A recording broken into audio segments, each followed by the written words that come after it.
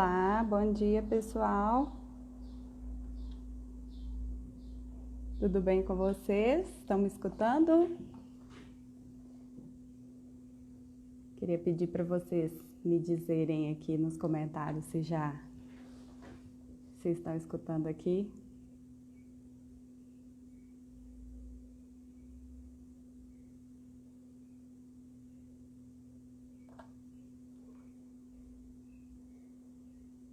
Olá.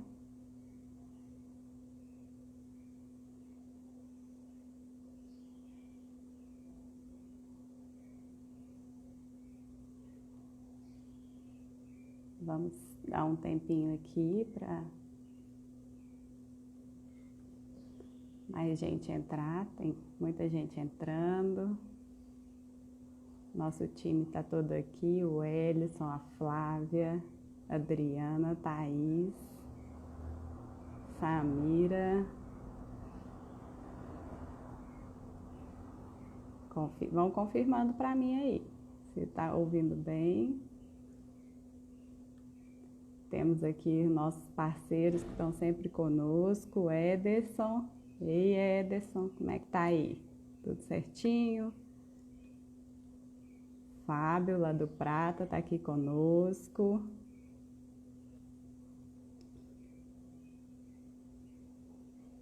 Sempre parceiro. Cleiton. Bora lá, pessoal, vamos entrando. Compartilhem aí, pega esse aviãozinho que tem aqui e manda para todo mundo aí que tem interesse no tema da nossa live de hoje. Já já a gente vai começar. Posso dar mais um minutinho aqui, rapidinho?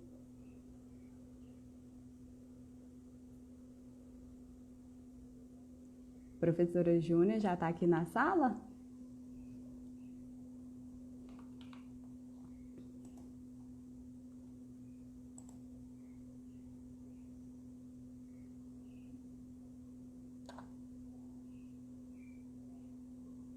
Já já eu vou convidá-la para a gente começar aqui o nosso bate-papo do dia, nossa aula do dia.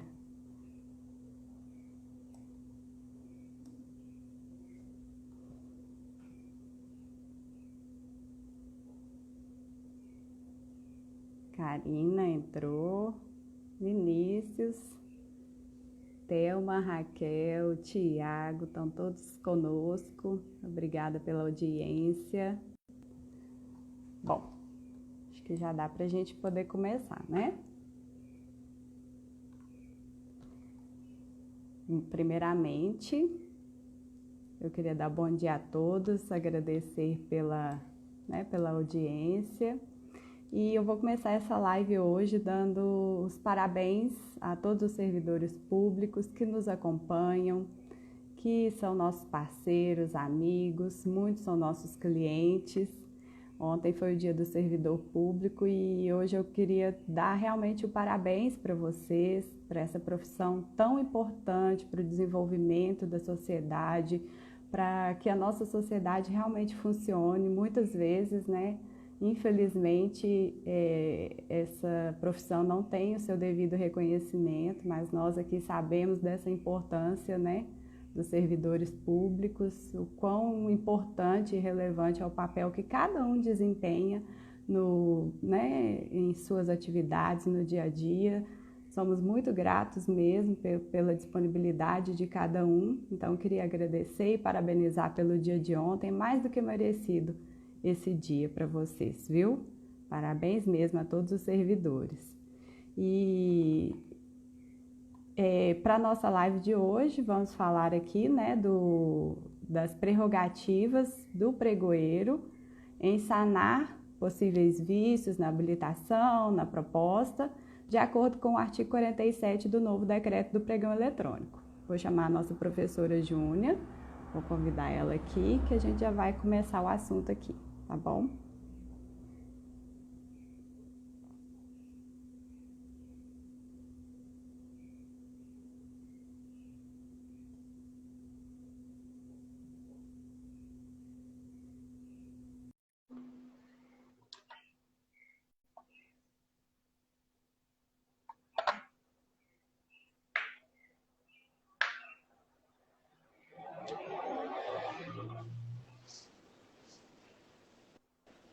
Olá, professora.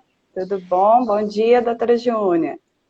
Bom dia, Regina. Bom dia a todos. Um prazer estar mais uma vez aqui com vocês conversando sobre essas questões tão relevantes aí para sucesso, para atendimento do interesse público, né? Eu estava ouvindo você Sim, falar do servidor público e aí a gente sempre comenta que os servidores públicos são aqueles que asseguram a qualidade de vida da sociedade em que eles estão inseridos. Então, recebe a grande relevância de fato, né, que eles têm na vida da sociedade brasileira. E uma pena que ex- realmente o reconhecimento não é do exato tamanho da ex- responsabilidade e do retorno que eles oferecem, né? exatamente. Não, assim, né? Quis até ressaltar o dia que é dedicado a eles e que é mais do que merecido. É uma pequena forma mesmo de reconhecimento da tamanha importância, né, de cada um, das atividades de cada um dentro, né, do que cada um exerce para toda a sociedade, né? Então, realmente, salutar, dar esses parabéns para os nossos queridos servidores públicos, com quem a gente tanto trata, seja como parceiros, como amigos, como clientes, enfim, né? Nossos alunos. E vamos começar aqui. Bom, doutora Júnia, eu queria que você iniciasse falando um pouco sobre a relevância desse tema que foi escolhido para a aula de hoje, né? E, e gostaria que você fizesse uma introdução do motivo que nos levou a trazer esse tema e dessa relevância né, desse tema. É, não tenha dúvida que o tema é muito importante e essa importância é compatível com a relevância da própria atribuição, do próprio papel do pregoeiro, né?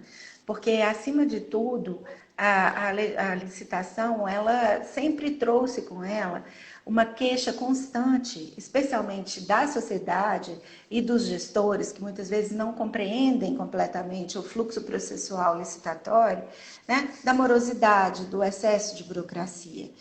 E o pregão, quando ele foi instituído em 2002, ele já nasce, então, com a intenção de diminuir esses problemas, que até então eram alvo de muitas críticas. Né? Então, o pregão já nasce com o objetivo de dar mais celeridade ao fluxo processual, de diminuir um pouco esse excesso de burocracia, de melhorar a qualidade do atendimento, né? E de assegurar que o interesse público fosse atendido dentro de um padrão de razoabilidade de fluxo processual.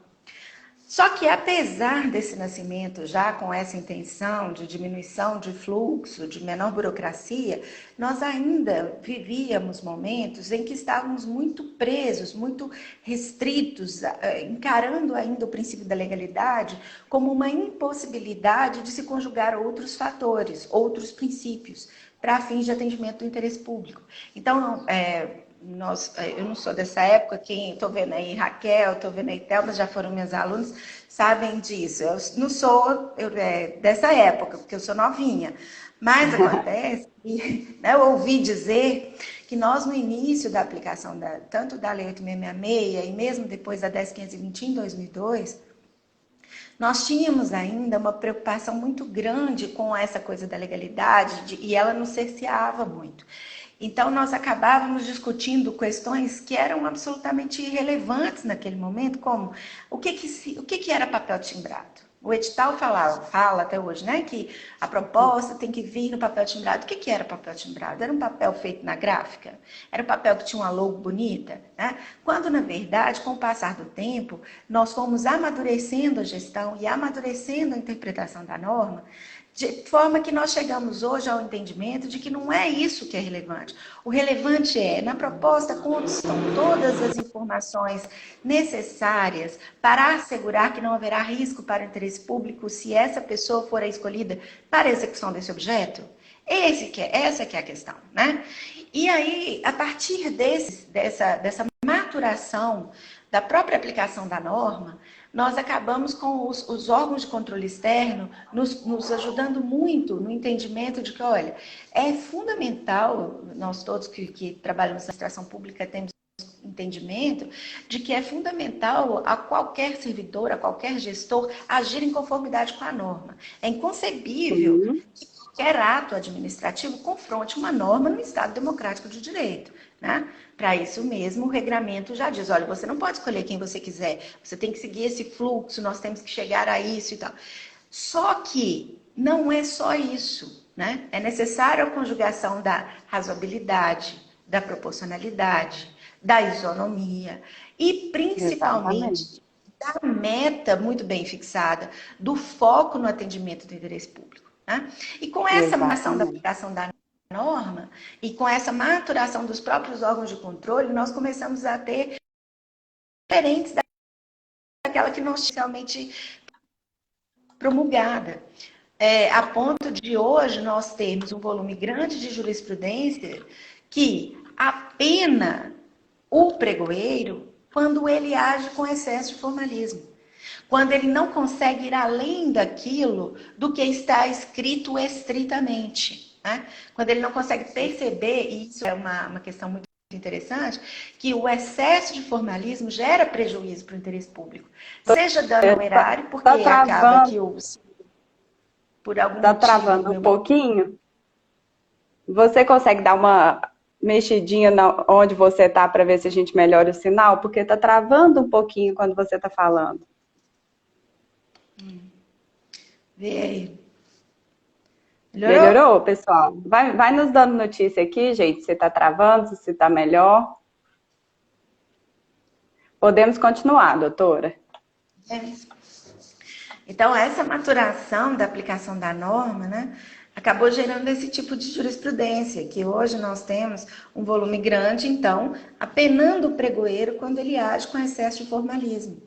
Exatamente. Quando ele age estritamente vinculado àquilo que está previsto, especialmente acontece muito com relação ao edital. Então, hoje, a gente percebe nitidamente uma evolução, tanto na aplicação da norma dentro da própria administração pública, pelos próprios pregoeiros, né, principalmente, como a interpretação dessa aplicação diante dos tribunais, tanto de contas quanto dos tribunais judiciais. Né? Exatamente. E eu acredito que um dos grandes elementos de possibilidade de assegurar o interesse público sem esse excesso de formalismo é exatamente a possibilidade trazida já no Decreto 3.555 e agora reforçada com características novas, mais claras, mais objetivas, no artigo 47 do Decreto 10.024.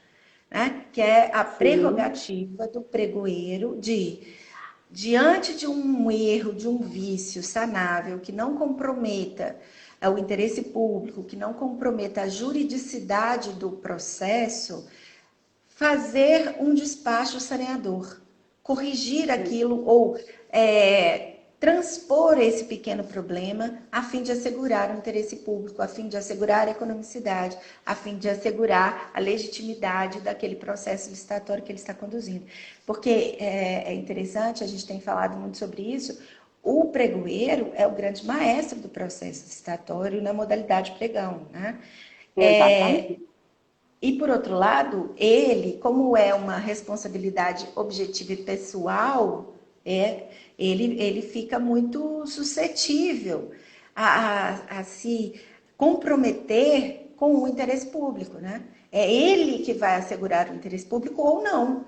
Então, é a atuação dele que assegura realmente, até porque hoje em dia a maior parte, a esmagadora maioria dos processos licitatórios é realizado na modalidade pregão, né? Seja na forma presencial, na forma eletrônica, a forma eletrônica aí ganhando cada dia mais notoriedade, cada dia sendo mais utilizada pelas suas próprias características, né?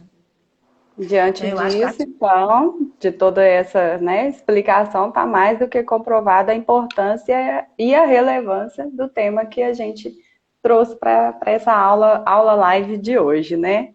E então, doutora Júnia, no nosso processo de divulgação da nossa live, né, entramos em contato com os nossos clientes, parceiros, né, informamos sobre esse tema e pedi que trouxessem, né, dúvidas em torno dessa atuação, dessa prerrogativa de saneamento do pregoeiro. E aí eu elenquei aqui algumas dúvidas e eu vou colocar aqui para você e gostaria que você pontuasse sobre cada uma delas. A primeira aqui Claro. delas é erros no preenchimento da planilha. Não são motivos para desclassificação da proposta? Como é que é, doutora Júnior? A princípio, não, né? Mas é claro que todo erro precisa ser analisado. É necessário que nós tenhamos acesso a que erro é esse, para que nós saibamos se ele é um erro que compromete na integralidade a proposta ou se é um erro sanável, né? Porque quando nós eliminamos uma proposta por um vício que aparentemente poderia ser transposto ou corrigido naquele momento, nós eliminamos um potencial fornecedor. Isso implica, muitas vezes, num prejuízo para o erário, porque eu posso ter, então, uma limitação de fornecedores e, com isso, eu posso ter um preço mais elevado. Ou, às vezes, eu posso ficar com um único fornecedor no processo. Então, é muito importante que eu tenha esse cuidado ao analisar o vício que foi identificado. Por exemplo, vamos imaginar que tenha sido um vício de conta. Eram 10 unidades e ele colocou o preço de uma. Não precisa desclassificá-lo por isso, né? Basta fazer a correção. Se o preço dele vai ficar direitinho, o que ele tinha oferecido vezes 10, se você estiver fazendo o julgamento pelo preço global, e pronto. E resolver a questão ali para garantir que ele participe da fase de lances e, consequentemente, você tem uma competição mais ampliada, né? Exatamente. Então, nesse caso, a gente pode afirmar que, dependendo do erro, não é motivo para Não que é. o erro do preenchimento da planilha seja a Seja o tipo de desclassificação da. desclassificação.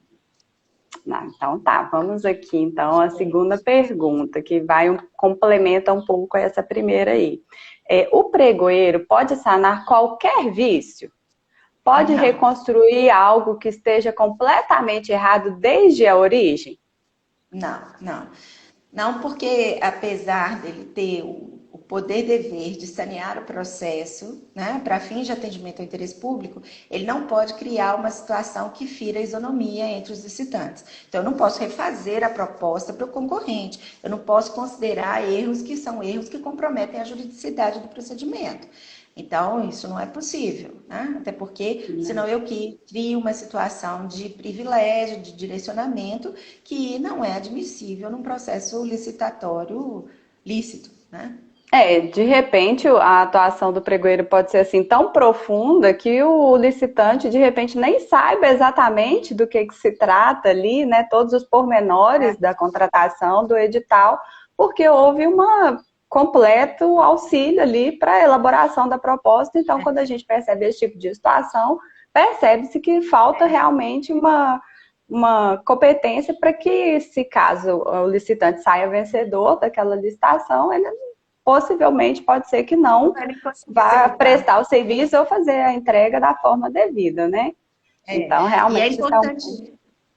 E é importante destacar nessa questão, Regina, que o objetivo do artigo 47 não é criar uma facilitação para o licitante ou uma tutela da administração em relação àquilo que os licitantes trazem para o processo Exatamente. licitatório, né? Isso não é o objetivo. O objetivo é assegurar que coisas que prejudiquem o interesse público possam ser tratadas pelo pregoeiro de forma, claro, dentro do princípio da razoabilidade e da proporcionalidade, para assegurar, então, que haja economicidade e eficiência na contratação. Mas isso não quer dizer que o pregoeiro vai começar a cuidar dos interesses da empresa, não. Definitivamente não é isso. As empresas, inclusive, Exatamente. precisam estar sempre muito preparadas, né? Precisam estar sempre bem orientadas para que façam o melhor possível dentro do procedimento também.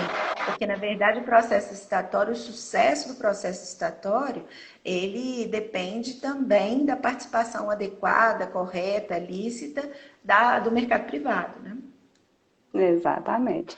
Doutora Júnia, temos aqui alguns parceiros, clientes. O Arlan está aqui conosco, mandar um abraço para ele.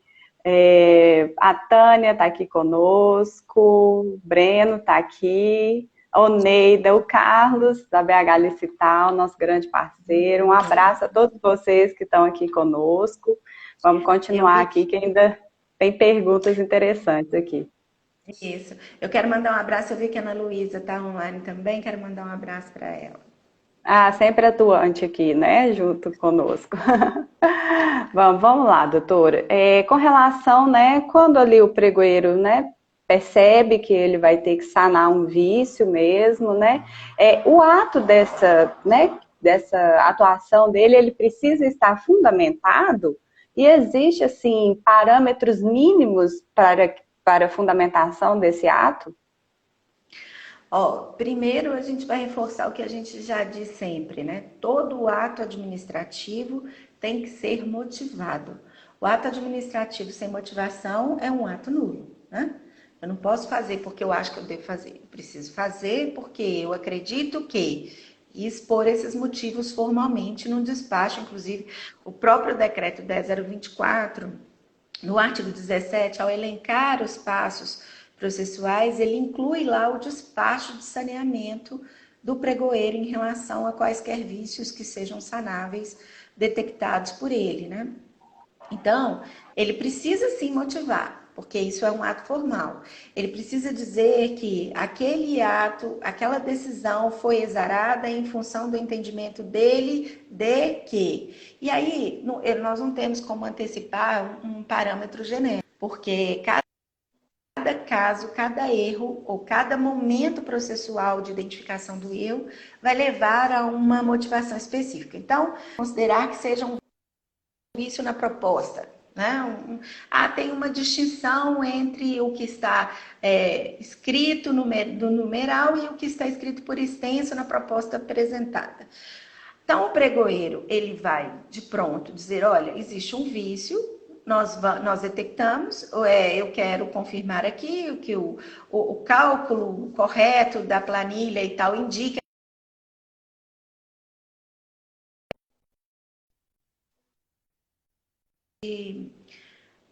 classificação da proposta e prosseguimento. Nós vamos fazer desta forma porque nos interessa o maior número de competidores no processo.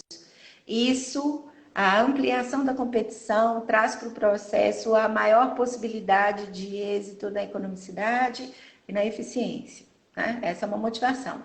Agora, por outro lado, vamos imaginar que ele já está lá na fase de habilitação, porque ele também pode detectar pequenos vícios. E é tão interessante isso, que a União ela tem sempre um processo mais avançado em termos de menor burocracia, né?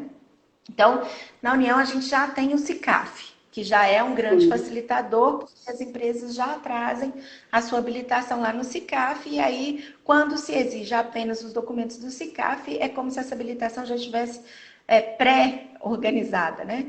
Aí, mas vamos imaginar que além do SICAF, nós precisaríamos de apresentar um atestado.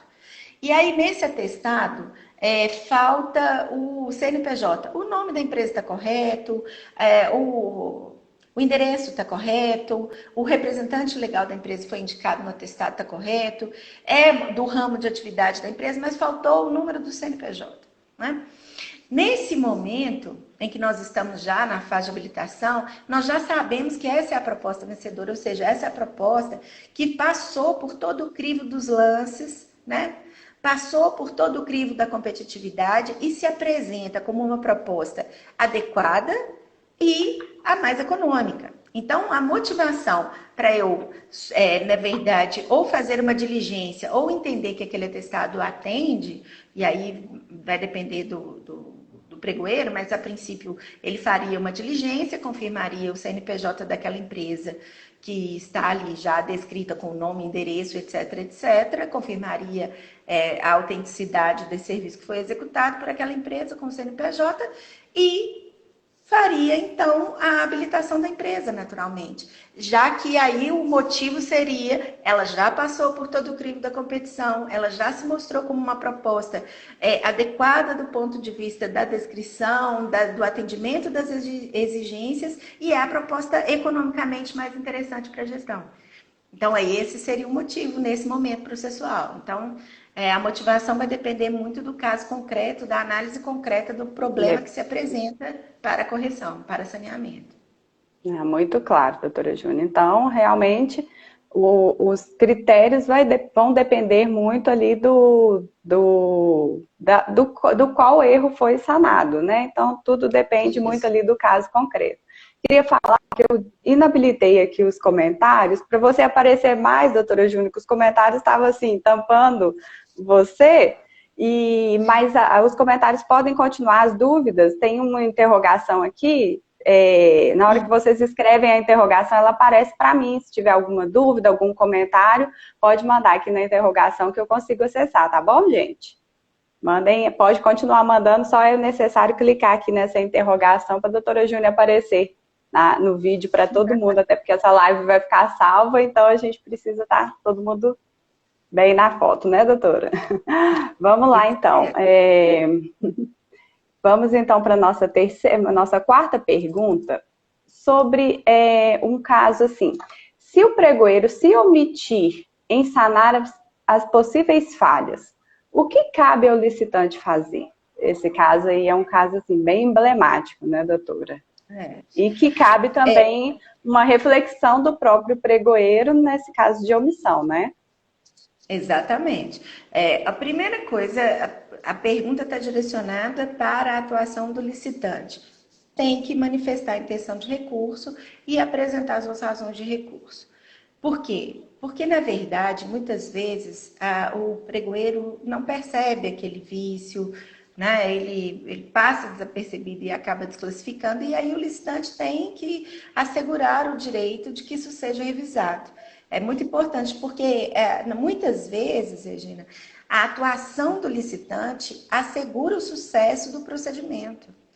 Muitas vezes é o próprio licitante, nas suas razões, que traz elementos que dão até mais segurança para a tomada de decisão por parte do pregoeiro, certo? Então, entrar com recurso. E aí todo mundo já está bem ciente, né? No caso do pregão, é necessário que ao pregoeiro, se for pregão eletrônico, o pregoeiro vai abrir o prazo de tempo, né, como tempo delimitado, para que eles coloquem no próprio processo a sua intenção de recorrer. Se for o pregão presencial, isso vai acontecer na ata, né, no encerramento da sessão. O licitante tem que se manifestar expressamente, porque senão há aquilo que nós chamamos de preclusão administrativa, né? Então, aí depois ele pode até peticionar e tal, mas alegando o artigo 37 da Constituição, o direito de petição e tal, mas não é mais com a característica do recurso. E aí, por exemplo, ele perde porque ele não tem mais o efeito suspensivo, né? Porque o recurso administrativo, lá previsto no artigo 109 da Lei 8666, ele traz com ele o efeito suspensivo da sessão. Então, isso é muito importante, né? É necessário que o processo pare, o pregoeiro avalie, dê a resposta, e depois o processo prossiga. Então, esse momento de pausa ele é muito relevante, porque nos outros casos, nós não vamos ter esse efeito suspensivo, e aí o processo continua. Às vezes, quando ele vai ser julgado, quando ele vai ser resolvido, já foi, né? Já perdeu o time. Então, é importante que o licitante recorra. E por outro lado, nós temos que pensar o seguinte, que o pregoeiro ele tem que ficar muito atento, porque a omissão é tão grave quanto a ação inadequada, né? Então, a omissão do pregoeiro, especialmente se ela vir a gerar dano ao erário, porque ele restringiu a competição, ele não permitiu que um licitante que tivesse um preço adequado, às vezes até realmente o mais baixo, para aquele objeto não participasse, ou excluiu alguém que poderia ter participado depois já da análise do crivo, da fase de lances, isso pode gerar consequências graves, né? Que vão desde um processo administrativo interno, até mesmo umas ações judiciais, aí, passando pela questão da improbidade administrativa, pelos próprios órgãos de controle externo ou interno, né? A gente tem visto muito isso Sim. acontecer. Então, é muito importante que o pregoeiro fique muito atento a todas as ocorrências, que ele analise todos os documentos com muita cautela e que ele tome sempre as decisões dele fundamentadas, mas com foco principalmente na eficiência, na economicidade e no interesse público, na supremacia do interesse público.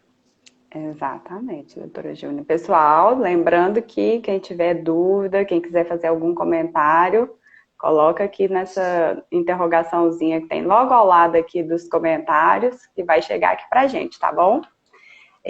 Vamos lá, doutora Júnior. Temos aqui agora um ponto específico do nosso parceiro Carlos, da BH Digital, tá aqui conosco. Ele mandou uma pergunta e ela tem até um caso concreto e eu vou ler ela todinha aqui para você. Quando o quantitativo do sistema difere do termo de referência do edital, nenhum licitante impugna ou questiona previamente e acaba passando para a seção de lances. Como o pregoeiro deve proceder? Se ele seguir o sistema, ele estará indo contra a vinculação ao instrumento convocatório. Se ele seguir o termo de referência, o preço pode ficar inexequível ou acima do estimado. Nesse caso, o pregão deveria ser cancelado, doutora Júnior? Interessantíssima pergunta, né? Porque aqui nós temos uma série de questões. Dá pra gente fazer outra live só sobre essa questão do caos. Porque, veja bem, primeiro, o pregoeiro ele não é responsável pela elaboração do instrumento convocatório e nem tampouco pela inserção, via de regra, né? Pela inserção desses dados no sistema que ele vai operar para fazer o pregão. Entretanto, ele tem o dever de observar, de fiscalizar. Então, o primeiro passo deveria ser, antes do início do processo em si, da sessão do certame, ele fazer uma verificação se os dados inseridos no sistema conferem com os dados constantes dos documentos físicos, né? Do edital e do termo de referência e todos os demais documentos. Por quê? Porque, na verdade, o que retrata o interesse da administração é o documento que foi gerado pelo solicitante ou pela equipe de planejamento, dependendo do órgão, né? Então, o que está inserido no sistema pode ser que tenha sido inserido de forma inadequada.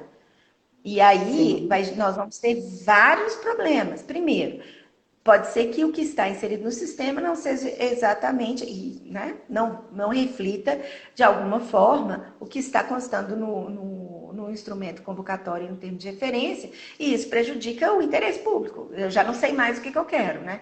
Quem que eu vou observar? E por óbvio, o regramento é que quem vai descrever e estabelecer quais são as regras e as condições são o conjunto formado pelo edital e seus anexos, né?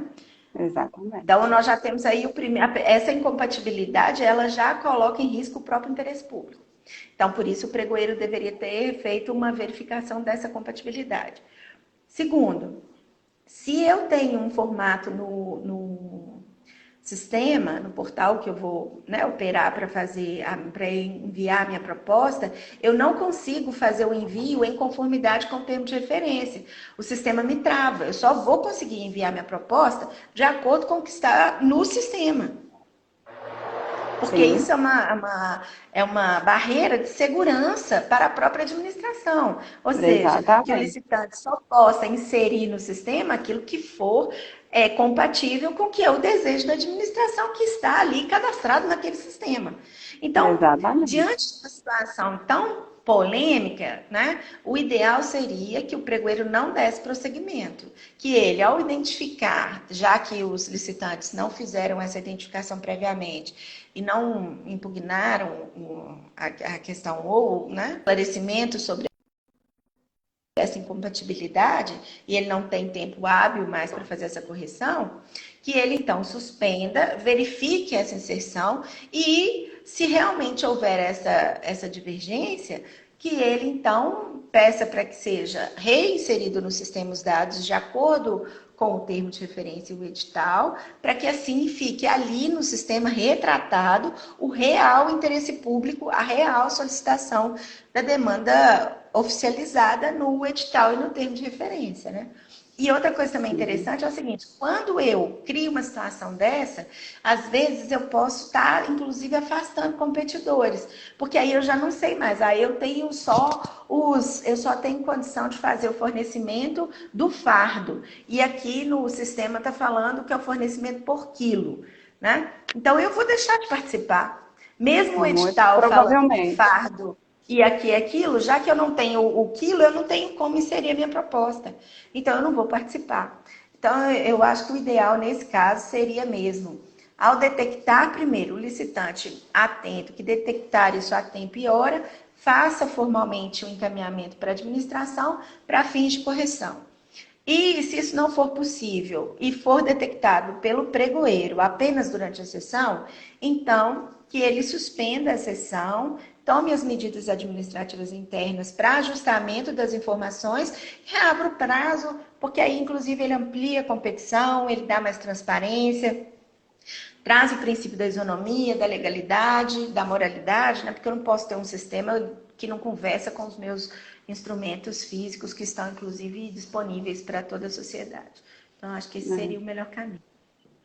É isso. Doutora Júnia, enquanto você estava, né, tratando aqui de todas as perguntas, né, também um ponto que eu acho importante você comentar um pouquinho sobre quando o pregoeiro optar por realizar uma diligência, né, mais precisa, como que ele deve tratar isso especificamente no pregão eletrônico ali com os licitantes, informar a suspensão, o prazo, né, dessa importância dele estar ali interagindo e deixando os licitantes a par do que ele está fazendo, o tipo de diligência, os prazos, né? É importante você falar um pouquinho sobre isso, porque o próprio artigo prevê a questão da suspensão para diligências, né, que se façam, que demorem mais tempo, enfim.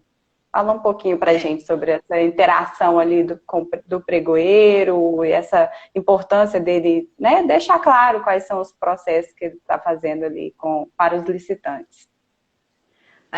Sempre a interação, sempre a transparência, a publicização das informações é de grande relevância também para o sucesso do procedimento, né? Isso faz com que a gente tenha muito mais segurança naquilo que está acontecendo, né? Sabendo exatamente quais são os rumos que estão sendo dados para aquele processo estatório do qual nós estamos participando. Agora, às vezes, não é possível mensurar o prazo que será necessário para a realização de uma diligência previamente. Sim. Então, se não é possível fazer essa mensuração na hora da decisão da diligência, diligência essa que não é novidade do decreto 10.024, ela está prevista lá no artigo 43 da Lei 8.666 de 93, né? Exatamente com a finalidade de esclarecer quaisquer dúvidas existentes em torno dos documentos apresentados, propostas e documentos de habilitação, para fins de assegurar o interesse público, né? Então, o pregoeiro, se ele toma a decisão de fazer uma diligência e ele não sabe mensurar esse prazo, o importante é que ele diga que ele vai avisar, por exemplo, vou avisar em 24 horas quando nós tivermos a decisão da diligência, né? Quando nós tivermos as informações advindas do órgão. Porque, às vezes, é uma coisa simples. Às vezes, durante a sessão, ele fala, vou suspender 15 minutos, aquele caso lá do CNPJ, eu vou suspender 15 minutos e daqui a 15 minutos eu retomo para saber se eu consigo concluir a diligência. Ele suspende por 15 minutos, faz uma ligação, pede o envio de um documento, pede uma declaração da empresa que foi a recebedora que recebeu aquele serviço que foi executado, está sanada a dúvida dele, ele volta em 15 minutos e já informa, olha, voltei porque eu já tenho a resposta da diligência, eu já tenho aqui o documento, a declaração, a comprovação de que essa empresa é do CNPJ número tal e, portanto, eu vou dar prosseguimento ao processo com ela sendo declarada como vencedora, né? Então, agora tem casos em que isso não é possível, porque tem casos em que às vezes vai ser necessário o envio de um ofício, uma verificação em loco, e aí ele não tem como mensurar. E aí o ideal é que ele diga, olha, eu vou eu vou fazer a diligência e quando eu tiver o retorno da diligência, eu vou marcar uma nova sessão e aí mantendo todo mundo informado o tempo todo sobre o que está acontecendo. Do outro lado, o licitante também tem o compromisso, né? O compromisso legal de acompanhar todos os atos que são praticados no processo. Então, é preciso ficar de olho, ficar bem atento no no processo que está rolando, né? Se acontecer alguma coisa, uma vez que foi colocado lá na plataforma, o licitante também tem que fazer esse acompanhamento. Não, completamente entendido, doutora Júnia.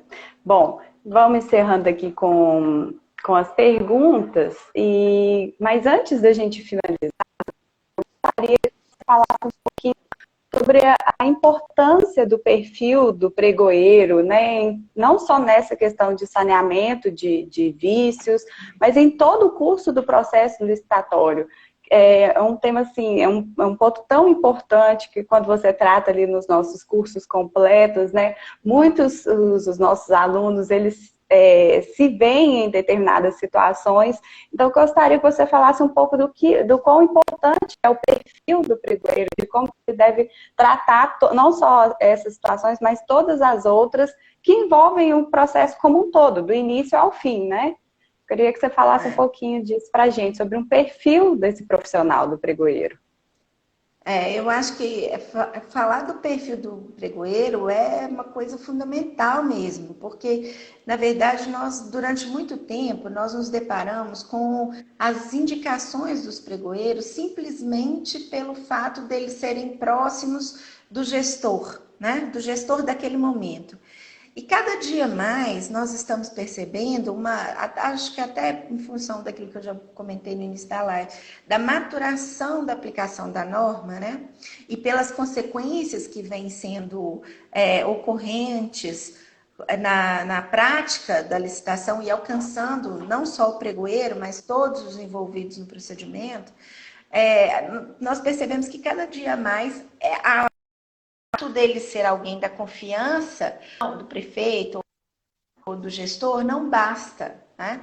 É muito importante que ele tenha um perfil de negociador, que ele seja uma pessoa bem articulada, que ele seja estudioso, porque, como nós comentamos aqui no início dessa nossa conversa, nós começamos a ação da norma de uma forma e o caminhar histórico da aplicação da norma e da maturação da jurisprudência trouxeram hoje pontos de vistas completamente distintos e até mesmo dissonantes daquilo que nós tínhamos inicialmente, né? Nós podemos imaginar aqui uma coisa singela, como, por exemplo, antes o edital, não tem previsão na lei, mas o edital vinha e previa que todos os documentos tinham que ter firma reconhecida em cartório, né? Com o passar do tempo, a interpretação foi a seguinte: gente, mas por que eu vou criar mais um custo para o licitante para reconhecer uma assinatura aí de 20 documentos que serão juntados no processo, desnecessariamente dúvida em relação à assinatura? Não é possível que as pessoas que vêm participar do processo, eu tenho que partir do pressuposto que elas são bem intencionadas, que elas querem de fato que isso dê certo para todo mundo, né? Que seja bom para elas, obviamente, porque as pessoas, é lícito, o lucro é lícito, a iniciativa privada é lícita, tem previsão constitucional, é muito importante para a economia, e que isso reflita num contrato justo, correto, adequado. Então, eu só vou fazer essa exigência, e hoje em dia ela é tida como uma exigência desnecessária ou descabida, se eu tiver dúvida, só poderá ser feita se eu tiver dúvida sobre a autenticidade daquela assinatura. Fora isso, não tem mais essa necessidade. Então, isso é uma mudança de paradigma completamente, né? Se nós não tínhamos a segurança naquele momento da atuação do pregoeiro, hoje nós temos. O pregoeiro, ele é uma palavra que é muito, está sendo usada às vezes de uma forma meio banalizada, mas que é relevante, que é aplicável, que é a seguinte: o pregoeiro, ele está empoderando-se cada dia mais, né? Ele está imbuído do servidor público na sua mais alta essência. Ele faz com que nós tenhamos lá na farmácia os medicamentos disponíveis para a população. Ele faz com que a merenda chegue na escola no horário certo, no momento adequado. Então, não pode ser qualquer pessoa. É claro que tem que ser uma pessoa com habilidades negociais, né? Eu não vou nem falar da questão moral, né? Que deve ser uma pessoa honesta, correta, comprometida, mas precisa ser uma pessoa também que seja estudiosa, que esteja sempre se capacitando, porque as coisas mudam, né? A prática muda, a jurisprudência muda, a lei muda. Os anos de 2019 e 2020 foram anos especialíssimos do ponto de vista da alteração legislativa, né?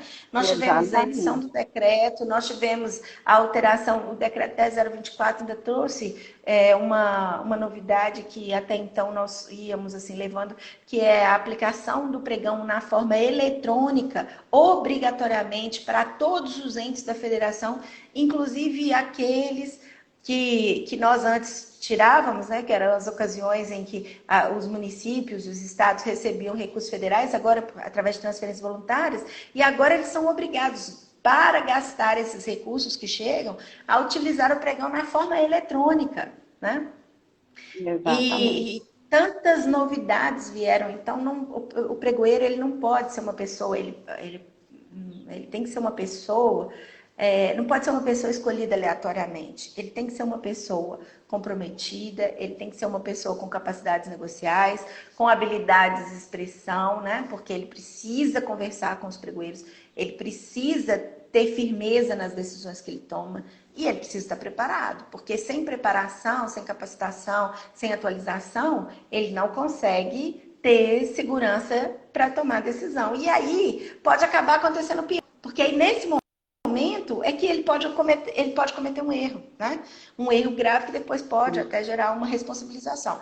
E isso é tão interessante, a escolha do pregoeiro cabe ao gestor, né? Cabe à autoridade competente no órgão. E hoje em dia também uma coisa interessante é que os próprios gestores estão sendo responsabilizados quando escolhem mal ou não dão condições adequadas para a execução das atribuições do pregoeiro nos termos em que a lei exige e os princípios compatíveis e aplicáveis à espécie também. Então, isso é interessante. Hoje em dia, os gestores, quando escolhem mal, correm o risco, ou não dão as condições necessárias, correm o risco de responder pelas chamadas culpa em elegendo, né, que é quando eu escolho mal, em vigilando, que é quando eu nomeio alguém e acho que está pronto, deixa ele fazer do jeito que ele quiser. Não é assim. Para isso mesmo o processo, ele é responsabilidade da casa, né?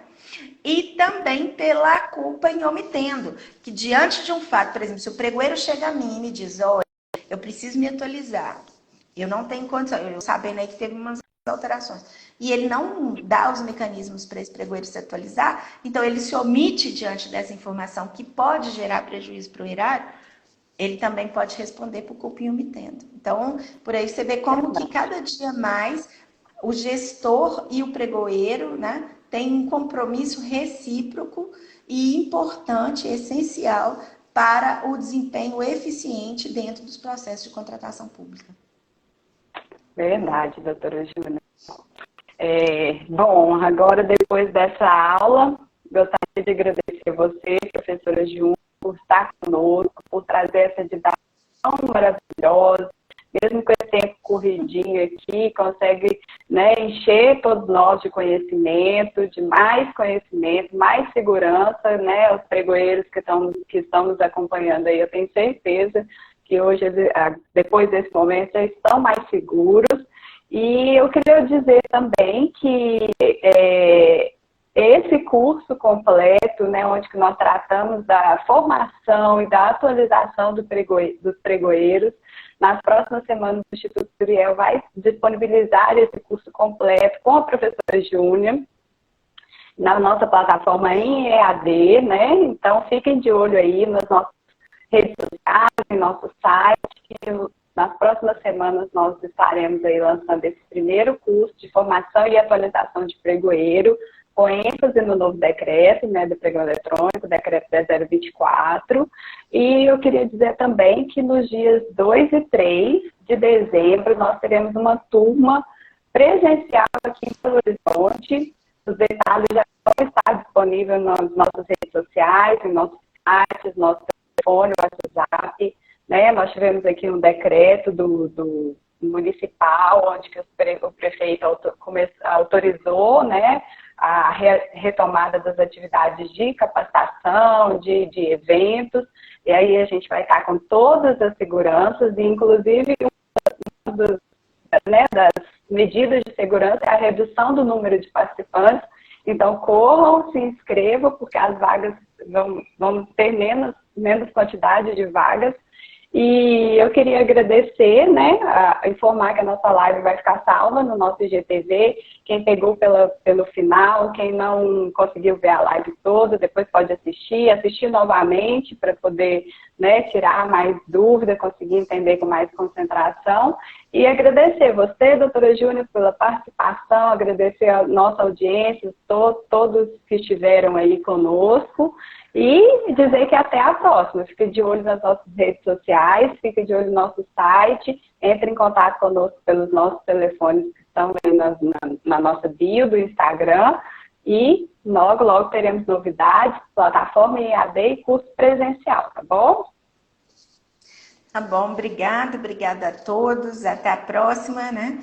Nessa nossa agora nova prática pela internet, né? Novos momentos, mas não menos interessantes e não menos interativos, né? Então, obrigada mais uma vez ao Instituto Zuriel, obrigada a todo mundo que participou e até a próxima. Até a próxima, gente. Tchau. Obrigadão.